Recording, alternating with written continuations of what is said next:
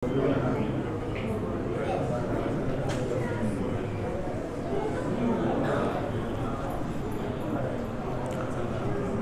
بالله من الشيطان الرجيم. بسم الله الرحمن الرحيم. الحمد لله والصلاة والسلام على سيدنا رسول الله محمد وعلى آله وأصحابه ومن والاه. سبحانك لا علم لنا إلا ما علمتنا إنك أنت العليم الحكيم. اللهم علمنا ما ينفعنا وانفعنا بما علمتنا وزدنا علما.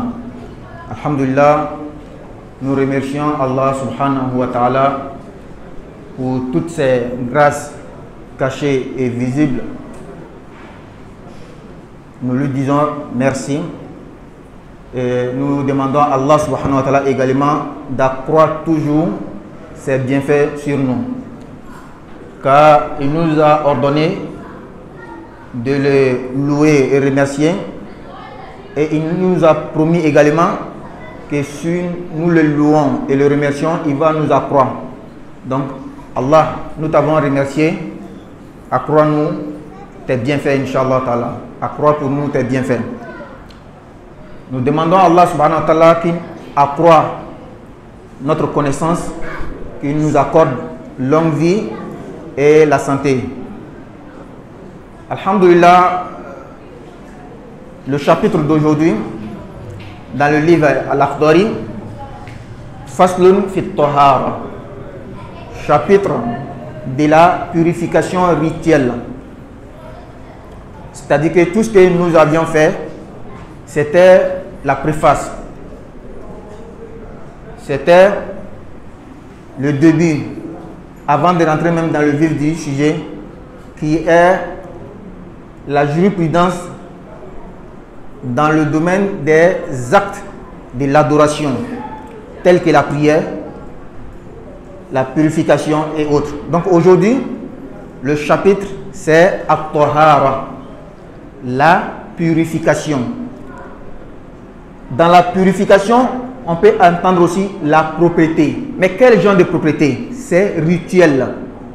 Quand on dit rituel, c'est relatif au rite, c'est-à-dire à la religion. C'est pas souvent dans notre logique. Quand tu prends le savon, tu laves ton corps, c'est propre. C'est pas forcément ce sens-là. C'est le sens rituel, c'est le sens religieux. Donc, tu peux laver ton corps avec le savon, mais la religion te dit que c'est pas encore propre. Souvent, tu as fait la purification rituelle sans le savon, mais on te dit que c'est propre. Donc il faut comprendre dans le sens de la religion. C'est une purification rituelle. Et la purification en islam se subdivise en deux grandes parties. La première partie, at-taharatul batiniyya. La deuxième partie, at-taharatul zahiriyya. La purification interne et la purification externe. La purification de ton fort intérieur et la purification du corps. Et la purification interne est plus importante. J'ai dit bien plus importante. Je n'ai pas dit que la purification interne est importante. Sinon, ça va vouloir dire que la purification externe n'est pas importante. Non. La purification interne est plus importante que la purification externe. Car Allah subhanahu wa ta'ala ne regarde pas en premier lieu le côté externe, le corps. Allah regarde le cœur. Et quand on dit la purification interne, c'est du cœur on parle. C'est pourquoi le prophète dit sallallahu alayhi wa sallam, inna fil jasadi la mudgha.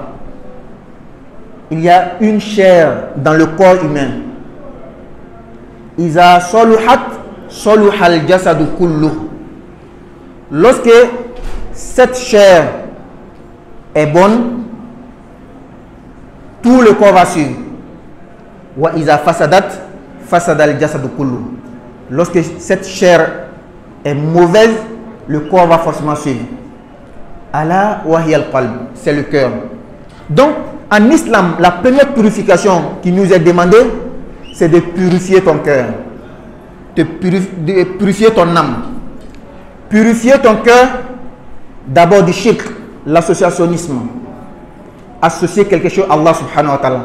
Donc, il ne faut pas être quelqu'un en islam qui dit Ashhadu an la ilaha illallah wa ashhadu anna Muhammadan Rasulullah. J'atteste qu'il n'y a de Dieu à part Allah dans la langue, pourtant ce n'est pas dans ton cœur. Donc, al-imanu tasdiqun awalan bil qalb. Quand on dit la foi, c'est de purifier son cœur en croyant à Allah subhanahu wa ta'ala dans le cœur d'abord. Ensuite, avec la langue. Ensuite, avec les organes, les membres. Donc, il faut purifier son cœur de l'associationnisme. Il ne faut pas devant les gens, tu es musulman dans ton cœur, tu crois à autre chose à part Allah subhanahu wa ta'ala. Ensuite, il y a l'associationnisme et il y a la mécréance, ash-shirk wal kufr. L'associationnisme, c'est de croire en Allah ajouté à autre chose. Que franchement, je crois en Allah. Allah, il est un, mais il ne peut pas me donner enfant. Ou bien Allah, il est un, mais lui seul, il ne peut pas tout faire. Il faut invoquer un ange. Ou bien un autre esprit quelconque. Non, ça c'est de l'associationnisme. Et Allah n'aime pas. Et il y a la mécréance. Être typiquement mécréant envers Allah subhanahu wa ta'ala. Il faut purifier le cœur de tout cela. Également, il faut purifier le cœur de la jalousie, de la haine, de toutes choses vilaines relatives au cœur. C'est ça on dit un musulman. Le musulman est celui dont son cœur est pur. Et c'est ce qui se voit à l'extérieur maintenant. C'est pourquoi quand le prophète est venu, alayhi salatu wassalam, avec l'islam à la Mecque durant 11 ans, il n'a fait que prêcher l'unicité d'Allah et il n'a fait que éduquer le côté spirituel, le cœur des musulmans avant que les autres lois vont suivre. Donc, le musulman doit tenir compte de cette purification. C'est très très important. Sinon, tu vas voir que c'est un musulman, mais il n'a que le nom musulman. C'est pourquoi le prophète dit khiyarukum fil jahiliya, khiyarukum fil islam. Un homme bon avant l'islam, c'est celui-là qui va continuer d'être bon même étant un musulman. C'est-à-dire qu'il avait déjà les bons comportements. Il avait déjà l'habilité à accepter les enseignements islamiques. Quand il devient musulman, tu vois qu'il devient plus bon encore. Qu'Allah donne la bonne compréhension. Donc la purification interne. Ensuite, la purification externe, c'est-à-dire qui est relative à tout ce qui est dehors, le corps et tout. Les livres de fiqh s'intéressent beaucoup à cette purification externe. Mais la purification interne, c'est les livres de tawhid, de l'unicité d'Allah, qui s'intéressent à ce côté, à ce domaine-là. Donc quand l'auteur du livre, Cheikh Al-Akhdari dit ici, Faslun fi Tahara, chapitre de la purification rituelle, il parle de la purification externe.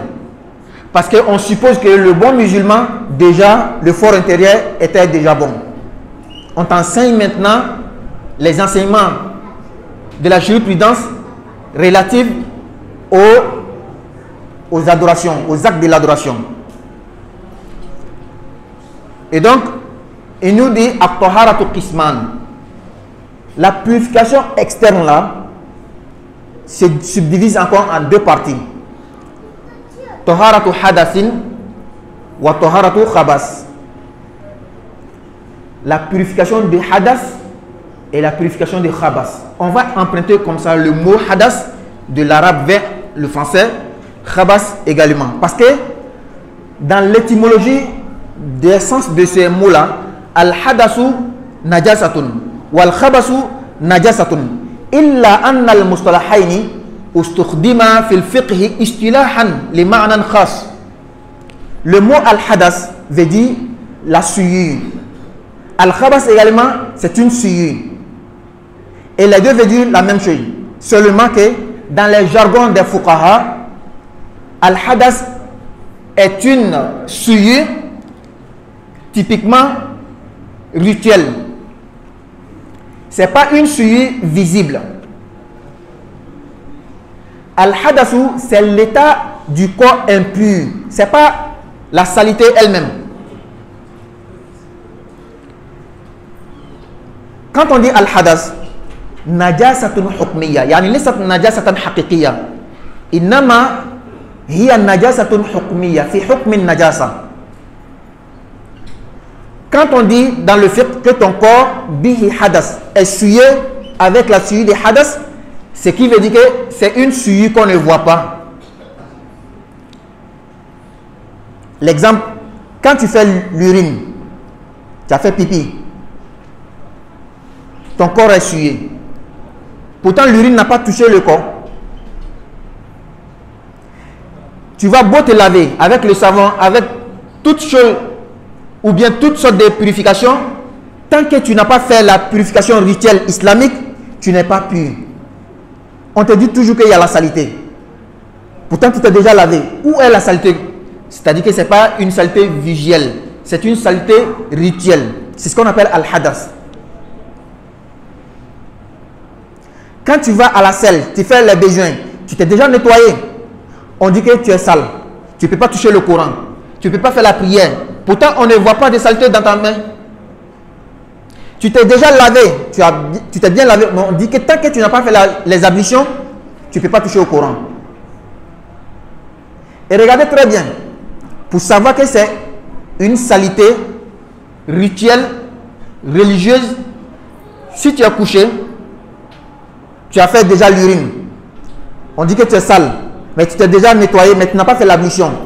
On ne peut pas mettre le Coran même sur ton ventre.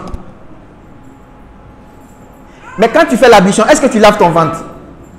Tu ne laves pas. Mais quand tu finis de faire l'ablution, tu as lavé certaines parties seulement, le ventre là est devenu automatiquement pur. Tu peux mettre le Coran sur ton ventre. C'est pour te dire que ce n'est pas une souillure logique. Qu'Allah donne la bonne compréhension. C'est ce qu'on appelle al-hadas. Maintenant, al-khabas, c'est la souillure, la saleté physique. L'urine, la selle et toute chose, tout corps impur, considéré impur dans la charia. C'est ce qu'on appelle al-khabas.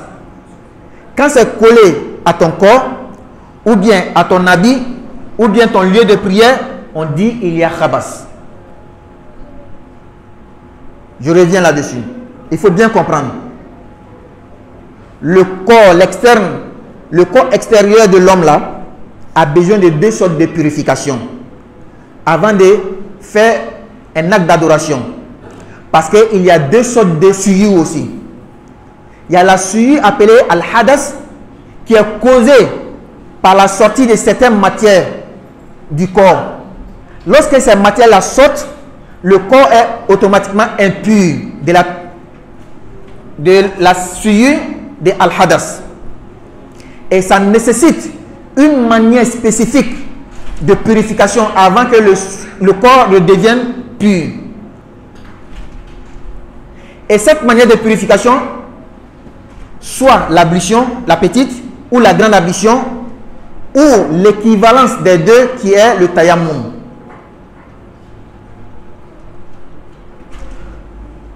Al-hadas, quand l'urine sort, ou bien on laisse le vent, ou bien la matière al-mad, ou bien al-wad, ou bien al-mani, le sperme, on dit le corps est automatiquement souillé. Donc, si c'est l'urine, le vent, al-wazu, al-madiou, la selle, on fait la petite ablution. Si c'est al-mani, le sperme, on fait la grande ablution.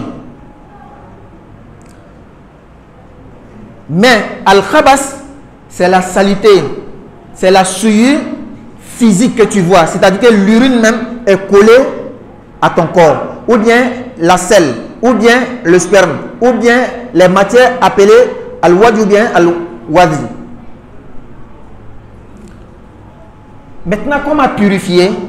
Ou bien avec quoi il faut purifier ces souillures-là? Il dit wala yasihul jami'u illa bil ma.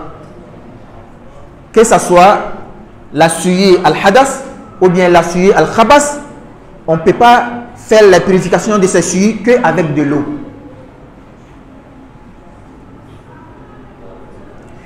Quel genre d'eau? Il y a cette question qui se pose. Toutes sortes d'eau? Non. Bil ma'i tahir, une eau pure. Est-ce que ça suffit? Non. Une eau pure et purificatrice. Bil ma'i tahir al-mutahhir. Une eau pure, une eau purificatrice. Toute eau n'est pas pure. Toute eau pure ne peut pas purifier. Donc il faut connaître les qualités d'eau. Aqsamul miyah.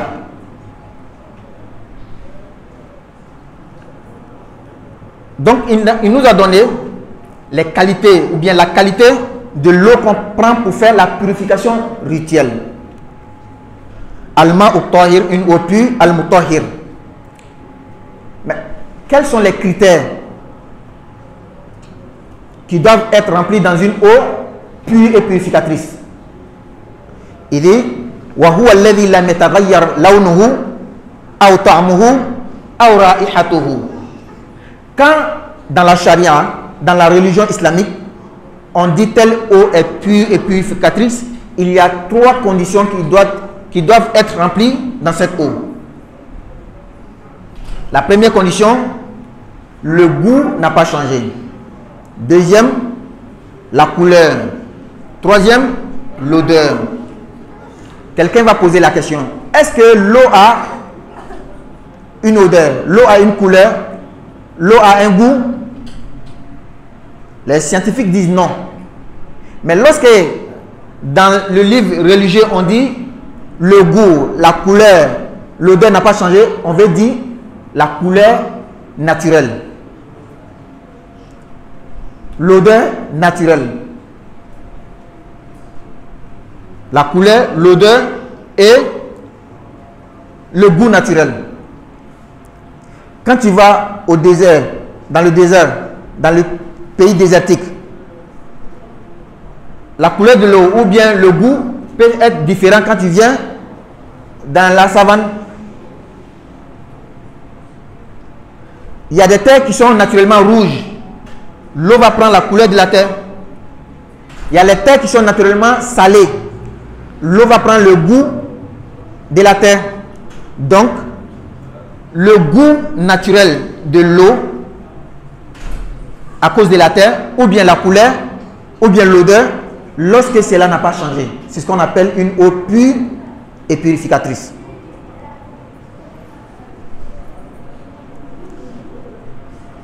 Donc, toute eau qui n'a pas changé sa nature, toute eau que sa nature n'est pas changée, même si elle est salée, même si elle est rouge, même si elle a une odeur vraiment qui n'est pas trop souhaitée, mais c'est sa couleur naturelle, ou bien son goût naturel, ou bien son odeur naturelle, c'est considéré en islam comme une eau pure et purificatrice. Regardez la différence. Ton habit blanc, tu n'oses pas laver ton habit blanc avec une eau qui a une couleur rouge à cause de la terre. Mais la charia dit que tu peux prendre cette eau-là pour faire ta purification rituelle. Tu vois comment la purification ici est rituelle et religieuse. Ce n'est pas une affaire logique. Notre logique là. Tu vas quelque part, on creuse la terre, il y a une eau mais qui a un goût qui n'est pas très souhaité. La charia dit que tu fais l'ablution avec, tu pries avec. Mais peut-être que tu ne vas même pas utiliser pour la nourriture, tu ne vas pas boire. Quelle est l'importance de connaître cela? Quelqu'un va dire que ah, mais comme l'eau là est sale, selon lui, parce que la terre là, c'est pas bon, l'eau a une odeur bizarre, donc moi je ne vais pas faire l'ablution, je vais faire tayammum. La charia dit non, tu n'as pas le droit de faire tayammum. Il faut prendre cette eau qui a une odeur bizarre là, tu fais les ablutions. Si tu fais le tayammum, ton tayammum n'est pas accepté. À moins que ça ait un impact nocif sur la santé. Qu'Allah donne la bonne compréhension et la mise en pratique. Donc, une eau considérée une eau pure, purificatrice dans la charia, c'est celle que le goût n'a pas changé, l'odeur et la couleur. Ce n'a pas changé aussi par une chose, bima yufariquhu ghaliban, qui est absent généralement à l'eau. Quelque chose qui n'est pas lié à l'eau généralement. Quelque chose qui est toujours loin de l'eau généralement. Parce que si la chose est liée à l'eau, le changement ne fait rien. Quand on prend par exemple azeit, l'huile, est-ce qu'il y a une terre que quand tu creuses, voici l'huile, voici l'eau? Non. On sait que l'huile vient d'ailleurs. C'est étranger de l'eau. Également, assam, le beurre clarifié. Également, ad-dassam, tout corps gras. Wal-wada, le swing, c'est-à-dire les excréments et l'urine qui sort des animaux qui sont collés à leur peau. As-saboun, le savon. Al-wasakh, toutes choses impures. Tout cela sont étrangers à l'eau. Donc quand il change la couleur de l'eau, ou bien son goût, ou bien son odeur, l'eau devient automatiquement, ça n'est plus purifié. Mais les choses qu'on a citées tout de suite sont réparties en deux groupes. Est-ce que l'huile est une matière souillée? Non, sinon on n'allait pas utiliser dans la consommation. Mais l'urine par exemple, c'est une matière souillée, c'est une souillure. Donc, voici ton eau dans le seau, ou bien dans le bouilloire, ou bien dans un récipient quelconque. Il y a l'huile qui est versée dedans, qui a changé son goût, ou bien sa couleur, ou bien son odeur. L'eau n'est plus purificatrice, mais n'est pas impure. Tu peux prendre cette eau-là pour utiliser dans d'autres choses qui n'est pas la purification rituelle. L'eau est là, le savon est tombé dedans, ou bien le savon en poudre homo est versé dedans. Tu peux prendre pour laver tes habits, pour faire autre chose, mais tu ne peux pas prendre pour faire l'ablution ou bien la grande ablution. Mais l'eau n'est pas impure. C'est pourquoi il dit alma ou tahir, l'eau pure et purificatrice. Quand une chose étrangère vient mélanger le goût et l'eau et change son goût ou bien son odeur ou bien sa couleur, mais cette chose-là est pure, l'eau reste pure, mais elle ne peut pas purifier. Mais si la chose qui vient mélanger l'eau, elle est naturellement souillée, telle que l'urine, donc l'eau n'est plus pure, par conséquent ne peut pas purifier. Il faut bien comprendre la jurisprudence islamique. C'est pourquoi depuis le début on a dit, c'est des choses dans lesquelles il faut prendre les notes, il faut réviser, il faut causer de ça régulièrement. Il faut parler de ça. Naam. Wa alaykoum salam. Très important. Oui. Oui. Oui.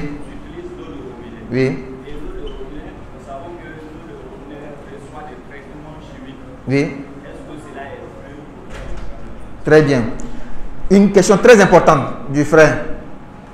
On a dit que l'eau ne doit pas être mélangée par une matière quelconque, pure ou impure, si elle est étrangère à l'eau. Lorsque la matière est pure, qui est étrangère à l'eau, qui vient mélanger la couleur ou bien l'odeur, l'eau devient automatiquement ne plus purifiée, même si elle reste pure.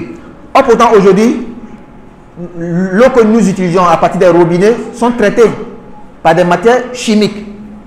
Qu'est-ce qu'il faut faire? Est-ce qu'on peut faire la grande ablution avec les savants de notre époque? On fait la frottoir, ils disent que oui. Parce que dans le temps, il n'y avait pas ces modes de vie. Et ces matières-là qui sont utilisées, tu vois, le goût ne reste plus dans l'eau, ni l'odeur, ni la couleur. Quand tu prends le robinet, souvent si c'est maltraité, bien sûr tu peux voir, tu peux sentir l'odeur ou bien de ces matières chimiques. Sinon, la plupart des temps, tu ne sens même pas. Donc, les savants de notre époque ont fait la fatwa et disent qu'il n'y a pas de problème. C'est compris? Qu'Allah donne la bonne compréhension. Oui? Qui est relative au chapitre?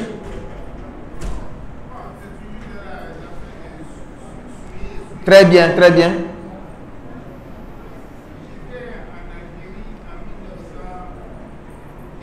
« 1915. Oui.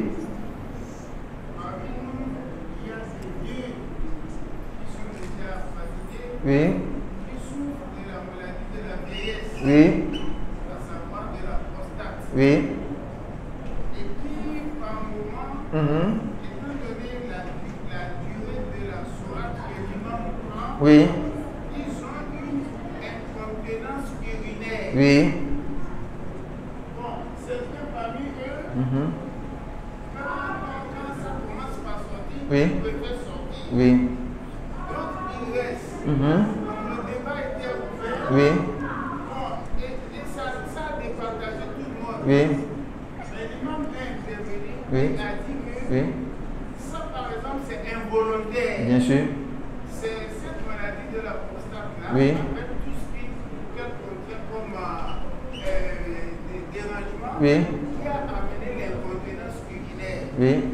Que ceux qui sont sortis, ils ont tort. Ils n'ont pas continué, ils n'avaient pas continué la prière. Oui, oui. Alors je demande votre point de vue pour ça. Merci beaucoup. L'imam a raison. Parce que la maladie est involontaire. C'est un cas de force majeure. Allah subhanahu wa ta'ala nous dit dans le Coran, La yukallifullahu nafsan illa wus'aha. Allah n'impose pas à aucune âme un fardeau qu'elle ne peut pas supporter. La maladie de la prostate, l'urine qui vient, ça vient involontairement. Mais il y a une autre chose dans l'affaire. Si il y a des chakos ou des trucs comme ça pour bloquer l'urine, pour ne pas que ça verse dans la mosquée, il faut rester dans la prière, il faut continuer. Mais si on n'est pas protégé et on a peur de suyer la mosquée, il faut vite sortir. Sinon, au Hajj là, ceux qui ont fait le Hajj, le Tawaf, ils savent. Souvent, tu es dans Tawaf, tu vois même la saleté même. Donc, c'est mieux, lorsque ça vient qu'on n'est pas protégé, on sort. Mais si on est protégé, on reste dans la prière. Mais le cas de celui-là, avant chaque prière, il doit faire l'ablution. Avant chaque prière, il fait l'ablution. Qu'Allah donne la bonne compréhension. J'ai répondu à la question? Bien, donc, aujourd'hui, nous n'allons pas traiter de sujet. On va pas prendre une question pour expliquer. Nous allons rester dans ce sujet. Wa alaykum salam. Nam. Nam. Nam. Nam. Nam. Walakin là. Nam. Lorsque le sucre est déversé par exemple dans une eau, le sucre est pur ou pas? C'est pur, sinon on n'allait pas consommer. Lorsque le sucre est versé dans une eau, mais il y a une condition. La quantité du sucre a changé le goût. C'est très important. La quantité du sucre a changé le goût, ou bien l'odeur, ou bien la couleur de l'eau. L'eau devient impurificatrice, mais pas impure. L'importance de ça, c'est que tu as une eau pure qui n'est pas changée. Il ne faut pas laisser cette eau pour prendre celle qui est déjà mélangée par le sucre. Mais si une petite quantité est versée, ça ne fait rien. C'est ce que nous mélangeons souvent. Le sucre est tombé dedans. Mais le sucre est tombé dedans, ça n'a pas changé ni la couleur, ni le goût, ni l'odeur. On laisse. Et souvent, il n'y a pas une autre eau. On va laisser l'aide de la prière va passer. Non. On est dans l'erreur. Et même l'eau encore. Lorsque l'enfant il fait urine, pipi dans l'eau, mais la quantité de l'urine n'a pas changé, ni la couleur, ni l'odeur, ni la couleur de l'eau, s'il n'y a pas une autre eau, il faut faire l'ablution avec cette eau. Mais si il y a autre eau, dans ce cas macro, il est déconseillé de faire l'ablution avec cette eau. Qu'Allah donne la bonne compréhension. Il y a une différence aussi entre une petite quantité d'eau et une grande quantité d'eau. Parce que le prophète dit sallallahu alayhi wa sallam, إِذَا بَلَغَ الْمَاءُ كُلَّتَيْنِ لَمْ يَحْمِلُ الْخَبَثِ.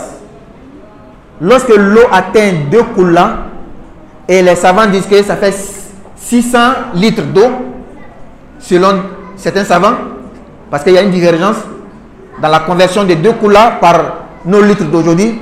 600 litres, ça ne peut plus être souillé. Qu'Allah donne la bonne compréhension. Donc, nous avons défini d'abord la purification. On a donné l'explication sur la purification. On a divisé la purification en 2 parties, interne et externe. Et l'externe encore, 2 parties. Al-Hadas, Taharatul Hadas, Taharatul Khabas. On a utilisé les termes Hadas, Khabas de l'arabe en français. Parce que c'est ce qui donne la bonne précision. Parce que la traduction ici n'est pas aussi importante. Et il n'y a que l'eau pure purificatrice pour purifier la souillée Hadas et la souillée Khabas. Donc, l'eau pure purificatrice, c'est une eau qui n'a pas été changée par que son goût n'a pas changé, sa couleur ou son odeur, par une matière étrangère à l'eau, que cette matière soit naturellement pure ou bien impure. Ce qui fait qu'il y a 3 sortes d'eau. Al-ma'ul mutlaq, al-ma'ul tahir, ghayr al-mutahhir, ou al-ma'ul najis. Une eau pure purificatrice qu'on appelle al-ma'ul mutlaq, une eau pure mais qui n'est pas purificatrice, une eau souillée. Il y a 3 sortes d'eau. On fait les ablutions, la petite et la grande, avec l'eau pure et purificatrice. L'eau pure qui n'est pas purificatrice, on ne fait pas de l'ablution avec, mais on peut utiliser dans les choses ordinaires, qui n'est pas dans le cadre de l'adoration. Et l'eau souillée, on n'utilise même pas ni dans l'adoration, ni dans autre chose. Donc on va revenir rapidement sur ce qu'on a dit en Bambara. Bika walada ambe kumana bonda mina oye sanya bondai. Sanya isuya flali. Konona sanya ani kenemala sanya.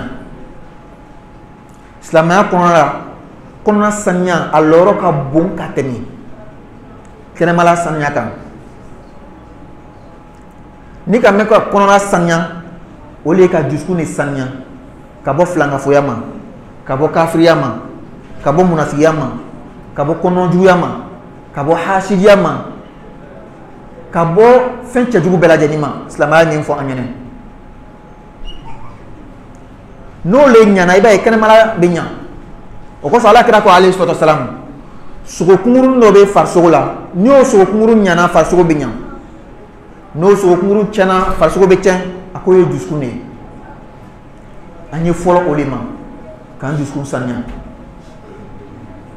Lombe ambe sergita la. Nga jusku ga sanya ole kan ga kon onye. Lombe ambe jena bako kela nga juskun ga sanya ole kan ga kon onye. Juskun fana te sanya ni safnai. Abe sanya ni ala kuma menile. Abe sanya ni ala kofole. Abe sanya ni takashi yere siga miri. Ni moko ka here sura mandine est-ce que we ko mai o te ko mai ire bi ire wajulo ilo nya dabla abi keteni no le nya na sisan kene mala sanya fiku moko makobo olila kono na sanya tawhidu moko makobe olila kene mala sanya ole be tla gata tla rofla fiku kitabu kono na fo kitabu ti afanya na nyami ka kene mala sanya ka bo hadasul nogoma ani ka sanya ka bo khabasu nogoma ni ka ye an arabu kan fo julakana ko hadasu khabasu sabu hadasu koroko julakana anu ba fo julakan hadasu koroko nogo khabasu refna koroko nogo afla be nogoli loni ka ba fo le ma ko lughatan nitala arab kan menaw fe al hadasu najasatun al khabasu najasatun hadasu ye nogoli khabasu refna nogoli nga fiku karamo le ka hadasu nogota ka di nogo kelen doma ka khabasu nogota ka di nogo kelen fan doma olu ko bo nyona no ta fla be fen kelen ni lugal arab kana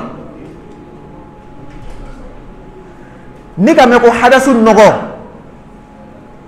nogo bisiriyanni no te nogo yere rete nogo kitile dilama no te nogo yere rete ni ka me ko khabasu nogo ole no jati e nyabe miye ni be fera famu hadasu nogo fen do le be no bola I farsogola fen yere ko te de ki farsogo nogo la mais nogo mi ni anyata la sugune be bo aboyo le la mais na bola ika tangajita ko yoron sanya mo no tabe ko itege nogo la itesika ma korona la nogo do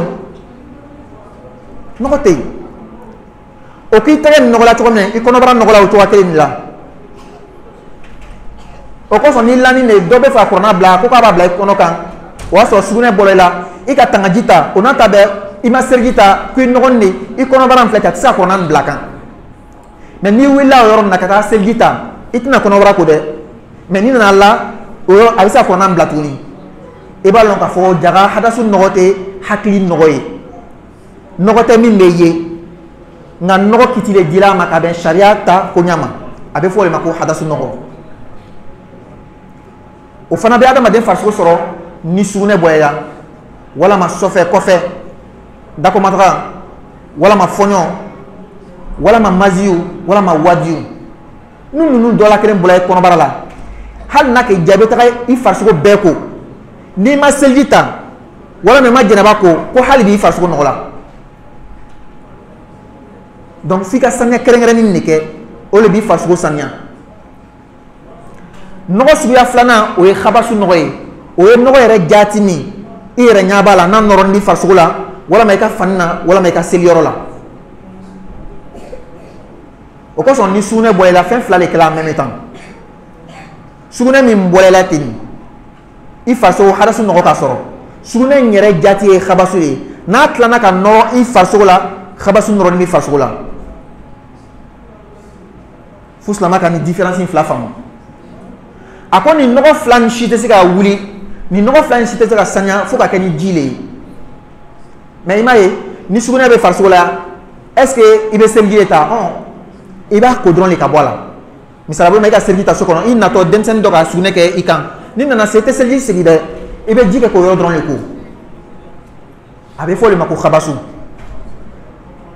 donc a flashite sika nye jiko mais jisugo jume jimi naka sani na beska sanya ke makutu flale bala jile nga kasan wa beska sanya ke jaga jido be aka sani matiska sanya ke ja jido be jile koni maman san mate ka fukale sanya ke sharia be juju mele wole kwa ka san abeska sanya ke o jimin na asuma ma yelema wala ma kasama yelema a nononya a couleur ma yelema a diama yelema ni ka nyingali ke ko otmana nononya krengen ne be gilawa kasa krengen ne be gilawa dia krengen ne be gilango scientifique ko couleur te gila diata la kasata la mais muna sharia ka o kuma fo ako jim me soro du ko na de du ko ko so ba soro kasa krengen no be sakala du ko so couleur krengen do be kala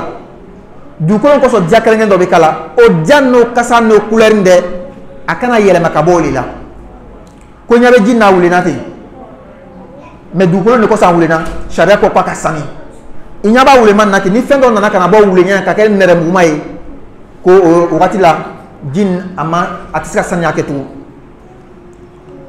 jimin na couleur ma yelema akasa ma yelema ajama yelema afana ama yelema ni fe min ni jite ke nyon fait machama ni ka me ko ji tulu te soro yoro la ni ka me ko ji safne te soro yoro la ji bɛ sɔrɔ yɔrɔ yɔrɔ tulumafɛn si tɛ sɔrɔ yen. Donc ni tulu donna ji la, tulu ka sanu n'o tɛ sariya tɛ nafama dun. Mais a n'a ka saniya bɛɛ n'a ka ji couleur yɛlɛma ka kasa yɛlɛma ka ja yɛlɛma, a ko ji nin ka sanu hali bi ma tɛ se ka saniyali kɛ.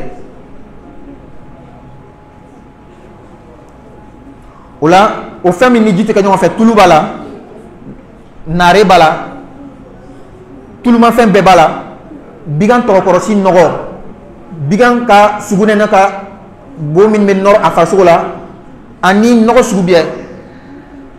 Nka fɛn min ni ji bɛ kɛ ɲɔgɔn fɛ tuma caman, i n'a fɔ cɛncɛn, i n'a fɔ bɔgɔfin, i n'a fɔ kɔgɔdugukolo, i n'a fɔ gengenden, fɛn min bɛ falen ji la,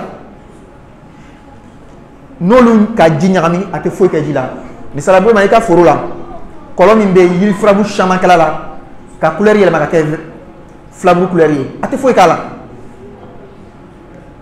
Misala bolo ma a ka yɔrɔ la dugukolo min bɛ yen ni ka tigɛ ka ji bɔ a la, ji ni kɔgɔ b'a la, ko a tɛ foyi k'a la.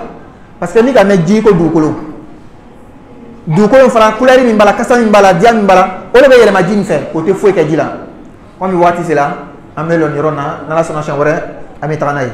سبحانك اللهم وبحمدك نشهد ان لا اله الا انت نستغفرك ونتوب اليك سبحان ربك رب العزه عما يصفون وسلام على المرسلين والحمد لله رب العالمين.